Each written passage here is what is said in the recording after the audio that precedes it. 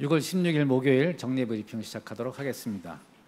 윤병세 외교부 장관은 현지 시간 6월 15일 수요일 불가리아 소피아에서 다니엘 미토프 외교장관과 회담 및 오찬 협의를 갖고 양국 간 실질협력 증진 방안, 북핵 문제 관련 공조, 그리고 국제 무대 협력 및 주요 지역 정세에 대해 심도 있는 논의를 가졌습니다. 또한 윤병세 장관은 이번 불가리아 방문 계기에 블레브넬리에프 대통령과 보리소프 총리를 예방하였습니다. 한 불가리아 양측은 이번 우리나라 외교장관으로서는 1990년 수교 체결 이후 최초의 불가리아 방문이 양국 관계에 역사적인 이정표가 되었다고 평가하고, 지난해 양국 정상회담에서 합의된 포괄적 미래지향적 동반자 관계를 더욱 내실화시켜 나가자는 데 의견을 같이 하였습니다.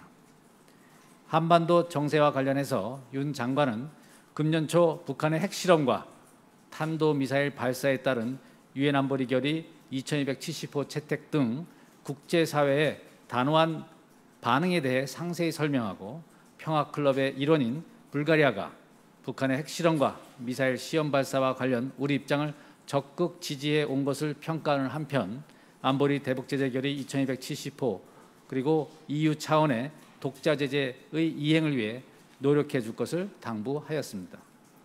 불가리아 측은 그간 북한 비핵화를 적극 지지해 왔으며, 최근 북한의 핵실험 및 미사일 발사를 강력히 규탄하는 바, 앞으로도 안보리 대북제재 결의와 EU 차원의 독자 제재를 철저히 이행해 나갈 것이라고 하고, 북한의 해외 노동자 문제에 대한 한국과 국제사회의 우려에 적극 공감한다고 하면서 국제 공조 노력에 적극 협조하겠다고 하였습니다.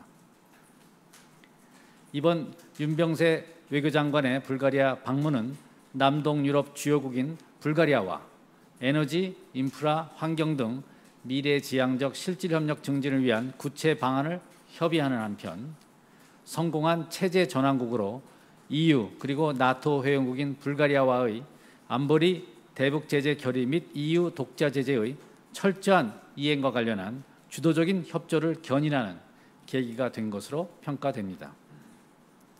한편 제26차 원자력 공급국 그룹 NSG 총회가 6월 20일 월요일부터 24일 금요일까지 서울에서 개최될 예정입니다.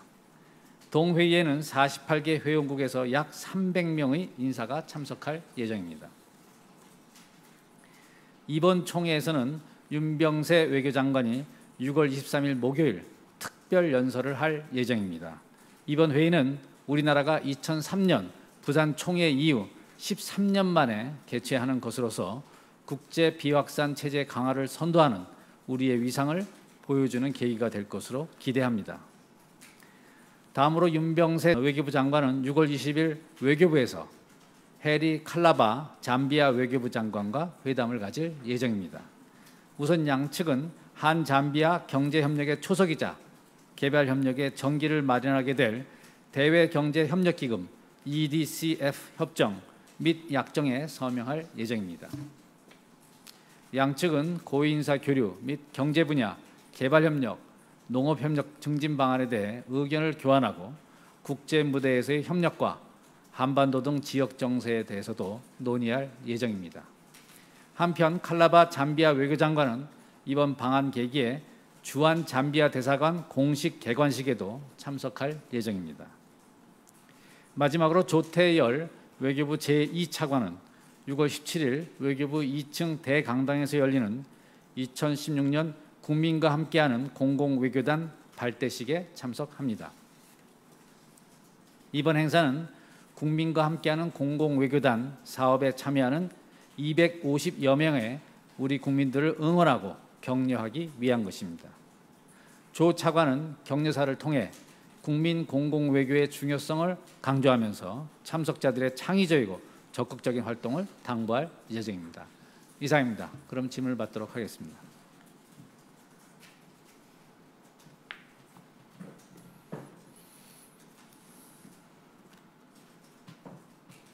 예, 질문해 주시죠. 예, 동아일보 조승호입니다. 다음 주 중국에서 열리는 동아시아 협력대와 NECD에 그 한미일 3국은 수석대표 또는 수석대표급의 비중 있는 인사가 참석한다고 하는데요. 평년에 비해서 수석대표의 급이 높지 않냐는 얘기들도 있고, 또 그 참석할 것으로 예상되는 북한의 대표단의 급과 비춰보더라도 우리가 상대적으로 높아 보이는데요. 평년에 비해서 이 올해의 이 NECD의 차이점이 있는지, 이 수석대표의 급이 높은 배경에 대해서 좀 설명을 해주십시오. 예, 질문의 취지는 제가 잘 알겠습니다. 다만 이번 그 회의의 구체 사항에 대해서는 행사 주최기관인 미국 UC 샌디에고 세계 분쟁 협력 연구소 IGCC에서 발표할 것으로 알고 있습니다. 관련해서 구체 참석 인사라든지 그런 사항도 그쪽에서 발표가 있을 예정으로 알고 있고요. 저희 측, 우리 측 참석 인사에 대해서는 아직 결정된 바 없습니다.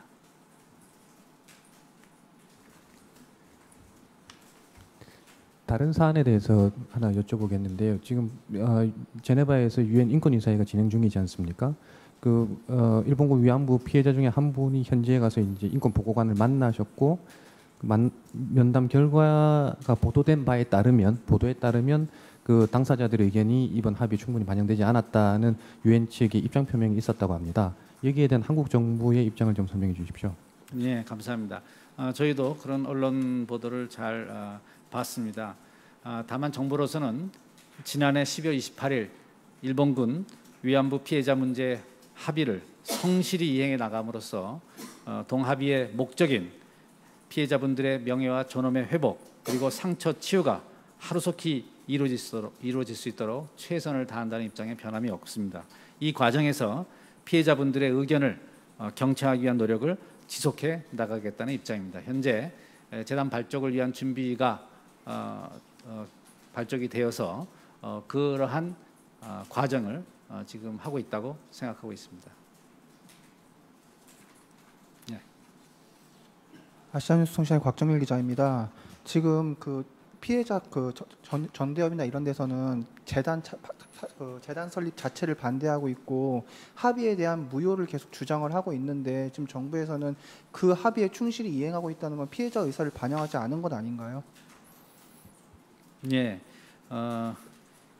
지난해 12월 28일 그 한일 정부 간 합의는 정부 간의 합의인 만큼 우리 정부로서도 그 합의 이행에 적극 최대한 노력한다는 그런 입장이고 그러한 합의를 이행하는 과정에서 피해자분들의 의견 그것이 무엇보다도 중요하다는 생각입니다. 그래서 그런 의견을 청취하고 수렴하기 위한 지금 과정이 진행 중에 있다고 생각합니다.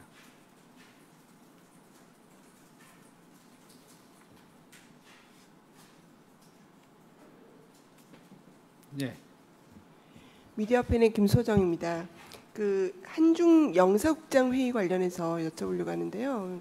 중국 측이 할 수 있는 실질적인 조치에 대해서 논의가 있었다고 하는데 구체적으로 조금 더 설명을 부탁드립니다. 그러니까 어느 정도 선까지 중국에서 할 수 있다라고 답을 지금 했으며 불법 그 활동에 대해서 말씀하시는 우리 거죠? 정부는 어느 정도 선까지 요구를 했는지 설명을 좀 부탁드립니다. 네, 서해의 불법 조업 문제에 대해서 종합적으로 말씀을 드리겠습니다. 우선 먼저 어제 일부 언론에서도 보도된 바 있습니다만은 우리 정부가 주한미군 사드 배치에 반대하는 중국의 심기를 건드릴 것을 우려해서 중국 어선 불법 조업 문제를 강력하게 요구하지 못한다는 일부 언론의 보도는 사실 무근입니다. 서해 중국 어선 불법 조업 문제는 2001년 한중어업협정 발효 후에도 매년 성어기 그러니까 4월에서 6월 그리고 10월에서 12월을 중심으로 지속해서 발생해 오고 있는 문제입니다. 그간 우리 정부는 한중 정상회담, 외교장관 회담 등 각종 계기에 중국 측에 대해서 서해 NLL 인근 수역에서의 중국 어선 불법 조업에 대한 중국 측의 철저한 사전 지도 그리고 단속 조치를 강하게 요구해 왔습니다.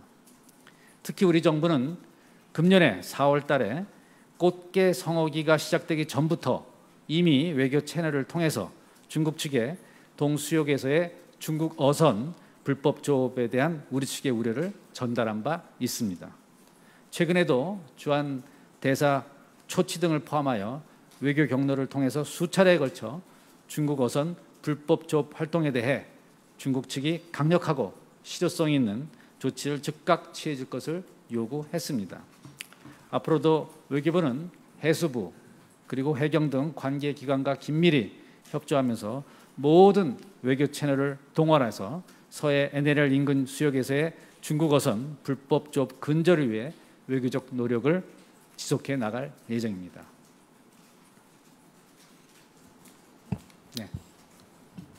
아리랑 TV 권소아입니다. 한국 불가리아 외교장관 회담 중에서 그 불가리아 측이 북한의 해외 노동자에 대한 우려를 공감한다고 하시는데 구체적으로 어떤 우려를 말씀하시는 건지 설명 좀 부탁드립니다. 네, 북한 해외 노동자 문제는 제가 이 자리에서 몇 차례 말씀드렸습니다만 두 가지 측면에서 우려 사항을 갖고 있습니다. 하나는 인권 문제이고 또 하나는 WMD의 그 자금 조달 문제입니다. 그런 문제에 대해서가 있기 때문에 우리는 국제사회와 함께 그러한 것을 차단하기 위한 노력을 지속적으로 전개해 왔습니다. 현재 불가리아 내에 공식적으로 집계된 통계로만 본다면 수십 명의 북한 해외 근로자가 상주하고 있는 것으로 알고 있습니다. 물론 비공식적인 통계는 정확하게 파악이 되지는 않고 있습니다만은 그래서 불가리아 측도 최근 폴란드가 취한 조치와 마찬가지로 그런 해외 노동자 문제에 대한 국제사회의 우려를 감안해서 적절한 조치를 취할 것으로 기대하고 있습니다. 예, 뉴스픽 이영태 기자입니다. 그 중국 어선 불법 조업 문제와 관련해서 좀 제도적인 접근 방법을 우리 정부가 하고 있는지 좀 궁금한데요. 그러니까 노무현 정부 때는 그 남북 간의 공동어로 수역에 대한 그 합의가 있어서 그 남북이 같이 그 어민들의 어떤 조업을 그렇게 할 수 있도록 그 수역을 정해서 그 DMZ가 아니라 그 북방개선 주변에서 할 수 있도록 했었고, 이명박 정부 때도 거기에 대한 어느 정도 그걸 어떻게 할 것인지에 대해서 상당히 심도 있는 그런 고민이 있었던 걸로 알고 있습니다. 근데 이게 지금 이제 남북 관계가 지금 굉장히 경색되고 안 좋아지면서 지금은 기본적으로 이제 어떤 북한과의 채널은 완전히 끊긴 상태고, 지금 아까 말씀하신 것처럼 중국에는 뭐 한중 정상회담이라든가 어떤 그런 협의 채널을 통해서 계속 이제 사전 지도라든가 그런 어떤 단속을 촉구하고 있는 것이지, 이게 어떤 그 제도적으로 만약에 그 중국 어선들이 그럼에도 불구하고 계속 들어왔을 때 한국 정부가 막을 수 있는 어떤 수단이라든가 어떤 제도적인 장치는 전혀 없는 거 아닙니까? 그러니까 제가 하나 그 여쭤보는 거는 그 이번에 이제 그 유엔사와 군경이 합동으로 그 한강하구 수역에서 그 퇴거 작전을 벌여서 지금 어느 정도 이제 뭐 성공을 하고 있다는 보도도 나오고 이렇게 브리핑도 나왔는데, 그런 어떤 그 합동 작전이 남북 간의 합의만 되면은 충분히 할 수 있는 건데 지금 그걸 안 하고 있는 거 아닙니까? 그러니까 그런 부분에서 과연 그러면 한국 정부는 이 불법 어선 문제, 그 중국 어선들의 불법 조업 문제를 어떻게 제도적으로 해결해 나가려고 하는 건지, 아니면 계속 앞으로도 중국에 대해서 제발 하지 말아달라고 이렇게 부탁만 할 건지, 좀 거기에 대해서 좀 답변 부탁드립니다. 네, 감사합니다. 말씀하신 대로 서해에서의 그 불법 조업 문제는 상당히 복잡한 사안입니다. 또 사안의 성격상 단시일 내에 쉽게 해결될 수 있는 사안이 아닙니다. 따라서 우리 외교부로서는 외교적인 노력을 전개할 수밖에 없는데요. 한중 양국이 공히 그러한 활동을 차단하기 위한 노력을 공동으로 기울여야 한다고 생각합니다. 그래서 각종 외교 회동 계기에 그러한 것을 중국 측과 협의할 예정이고, 어제 있었던 베이징에 있었던 한중 영사국장 회의, 그리고 내달 초에 있을 그 어업 협상, 거기서도 충분히 논의가 있을 예정이고, 또 앞으로도 이 문제 어업 문제 협력회의입니다. 제9차 한중 어업 문제 협력회의, 이런 그런 각종 계기에 중국 측과 진지한 협의를 통해서 이러한 활동이 줄어들 수 있도록 그렇게 외교적 노력을 전개한다는 그런 입장입니다. 그러니까 좀 기본적으로 저는 그런 그 문제 제기를 드리는 건데요. 그러니까 그 중국 어선들의 불법 조업이 가장 큰 문제가 되는 거는 불법 조업 자체에도 문제가 있지만, 그 중국 어선들의 불법 조업으로 인해서 그 서해 어장에 씨가 마른다는 거죠. 그러니까 그 중국 어선들의 그 어업 행태 자체가 한국 어선들과 달리 그 쌍끌이 어선들이라든가 이런 걸 통해 가지고 완전히 그 씨를 말리는 그런 어업을 하고 있기 때문에 그게 이제 중국 근해에서 더 이상 이제 그 어족 자원이 없으니까 이제 한국까지 넘어왔고 또 한국의 남북 간의 이런 어떤 그 경색된 남북 관계를 틈타서 그걸 이용해서 이제 불법 조업을 하고 있는 건데 그런 문제에 대해서 우리 국가가 그러니까 우리 정부는 어떻게 보면은 그 한국 국민의 재산과 영해를 지켜야 되는 의무가 있는 거 아닙니까? 근데 거기에 대해서 너무 방관하고 있는 거 아닌가? 그러니까 아까 말씀하신 외교적 노력과 그 국민의 재산을 지키기 위한 노력은 같이 병행돼야 되는 것이지 이게 따로 그냥 그 외교적인 노력으로 그냥 촉구만 한다고 되는 건 아니지 않습니까? 그 말씀을 드린 겁니다. 네, 충분히 이해하고요. 정부 차원에서 그러한 우려를 종합적으로 감안해서 대책이 수립되고 있는 것으로 알고 있습니다.